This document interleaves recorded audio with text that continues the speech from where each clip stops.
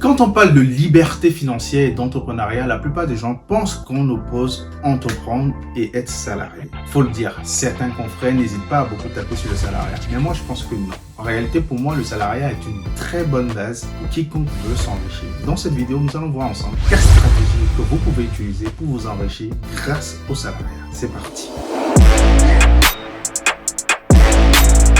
Salut à toi, je suis Ariel Agoujogbeya, entrepreneur en Afrique depuis quelques années maintenant. Sur cette chaîne, je parle de liberté financière et d'entrepreneuriat, principalement vers le continent africain. Si ce sont des thématiques qui te parlent, n'hésite absolument pas à t'abonner, mais surtout à activer la cloche de notification pour ne manquer aucune de mes vidéos hebdomadaires. Derrière cet effet, j'ai écrit un tout petit livret intitulé le MBA de l'investisseur africain. C'est un tout petit livret qui se lit très rapidement. Dedans, tu vas retrouver les compétences et les aptitudes que tu dois développer pour entreprendre sereinement sur le continent africain, mais également une feuille de route, un plan d'action concret que tu peux suivre pour entreprendre tes activités sur le continent. Et en bonus, j'ai rajouté 10 idées très rentables que tu peux implémenter si tu débutes tes activités sur le continent africain. C'est dans la barre de description, c'est totalement gratuit. Tu me dis à quelle adresse mail et je te l'envoie. La première stratégie que tu dois utiliser, c'est de changer ton mindset sur le salariat. Oui, tu dois complètement changer ta vision sur le salariat. Et la première chose que tu dois te dire, c'est que tu sais que le salariat ne te rendra jamais, au grand jamais, riche. Oui,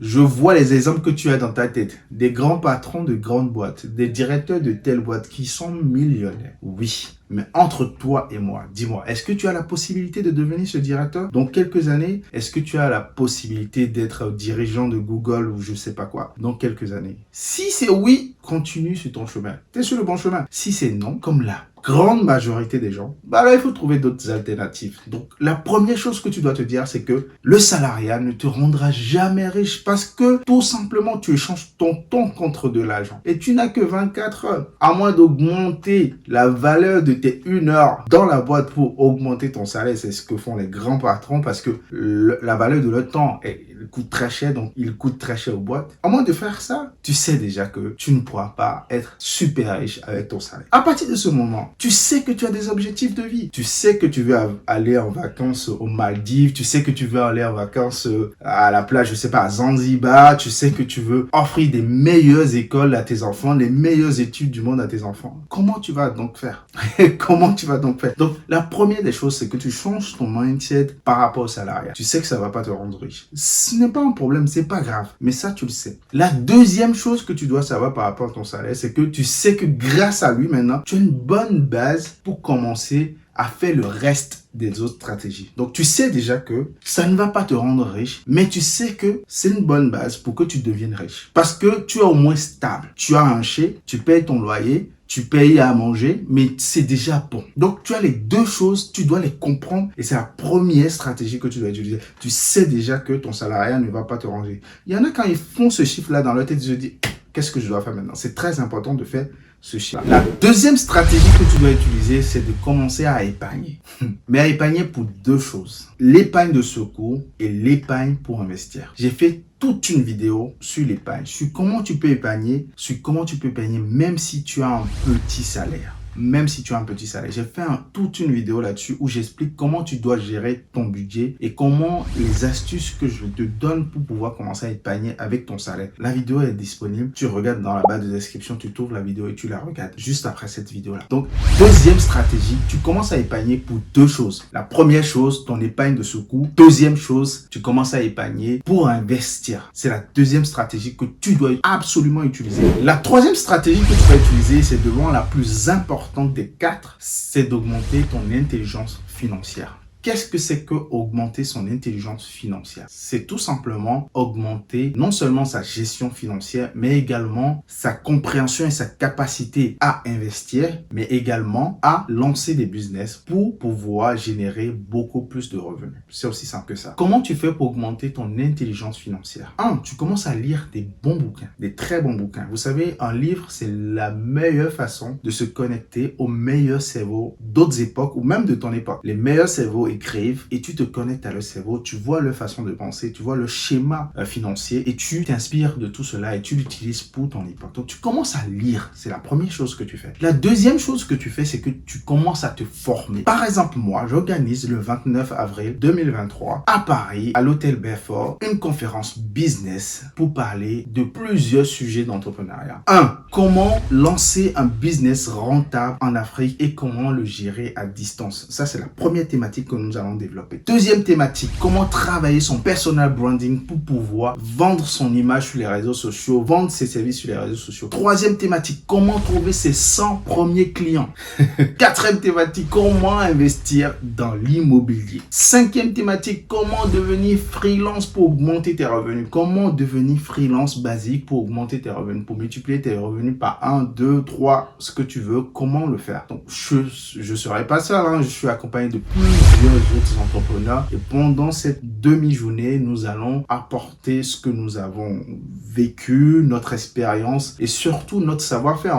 On va montrer à chacun, étape par étape, comment on a fait chaque chose. Moi, je vais montrer comment j'ai commencé à investir en Afrique, étape par étape, comment j'ai trouvé le secteur dans lequel je veux investir, comment j'ai trouvé le business dans lequel je veux investir et comment j'ai commencé à le piloter à distance, comment j'ai commencé à lancer mes travaux. Donc, tout ça, on va partager ça dans la conférence. Dans la barre de description, il y a un lien pour participer à cette conférence. Attention, les places sont très limitées, donc ça part très vite. Donc, ne tarde pas trop, réserve ta place pour nous rejoindre le 29 avril 2023 à l'hôtel Bedford. Voilà, donc le business, tu commences à te former au business, par exemple dans les séminaires comme ça, ou tu commences à te former en ligne avec des formations qualitatives, des formations qualitatives que des gens vont mettre sur des business ou des notions de business. Tu commences à te former en ligne. Mais la troisième chose, et encore une troisième chose très importante que tu dois faire, c'est que tu dois commencer à réseauter avec d'autres entrepreneurs. Tu dois commencer à réseauter avec d'autres personnes qui font ce que tu veux faire, d'autres personnes qui réalisent ce que tu veux réaliser, d'autres personnes qui sont déjà un peu devant ce que tu veux faire,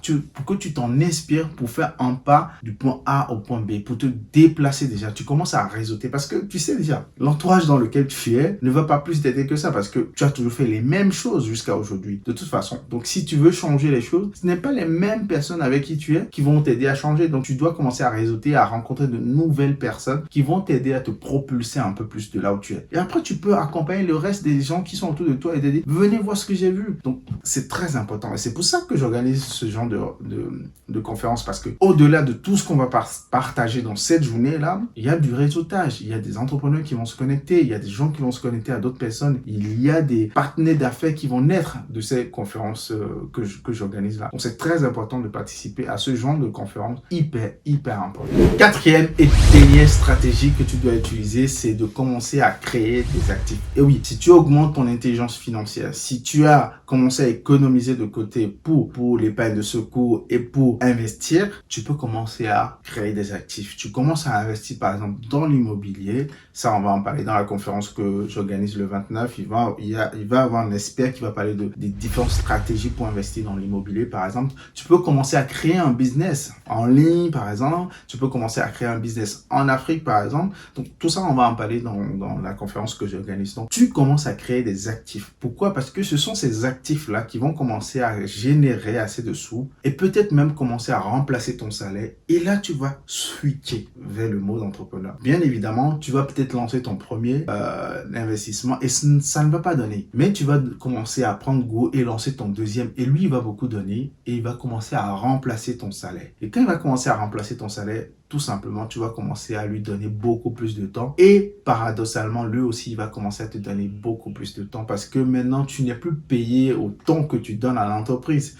Tu es payé par rapport à la valeur que tu apportes à tes clients. Tu es payé par rapport à ce que tu produis, si c'est un service, si c'est des produits que tu vends. Donc, tu es payé par rapport à cela. Et ça, en fait, ça se démultiplie. Et c'est pour ça qu'on dit mettre en place des systèmes parce qu'après, tu vas mettre en place des systèmes qui vont remplacer le temps que tu passes toute une journée pour gagner ton salaire. Et que tu sois là, que tu sois pas là, ton entreprise fonctionnera. Bon, bien évidemment, au début, il faudra que tu sois là. Mais au moment, de toute façon, que tu sois là, que tu sois pas là, ton entreprise fonctionnera. Et c'est ça le but de tout le monde. En tout cas, tous ceux qui veulent entreprendre, tous ceux qui veulent ou aspirent à une liberté financière. C'est ça le but de ces personnes-là. Merci d'avoir suivi cette vidéo jusqu'au bout. Ce que tu penses de cette vidéo, je t'invite à me le partager dans les commentaires. C'est en posant des questions que je sais à peu près ce que je peux dire, à quoi je dois répondre exactement. Posez-moi les questions. N'hésitez absolument pas à me poser beaucoup de questions sur le sujet. Et si vous voulez que je développe davantage des sujets sur ces différentes stratégies